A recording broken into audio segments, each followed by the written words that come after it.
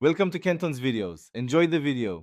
In this video, I will show you how to make a delicious non-alcoholic mojito. This refreshing drink is perfect for any occasion and incredibly simple to prepare. We'll start by gathering our fresh ingredients, ensuring we have everything on hand for a perfect blend. You'll need about 10 to 12 fresh mint leaves, 2 tablespoons of fresh lime juice, and 2 teaspoons of sugar.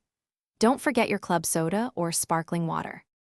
Now let's get to the heart of the mojito, muddling. In a sturdy glass, combine your fresh mint leaves, 2 teaspoons of sugar, and 2 tablespoons of lime juice. Gently press and twist with a muddler about 5 to 7 times. The goal is to release the fragrant oils from the mint, not to tear the leaves. This step is crucial for developing that signature mojito flavor without any bitterness. With your muddled base ready, it's time to build your refreshing drink. Fill your glass generously with crushed ice or ice cubes, almost to the top.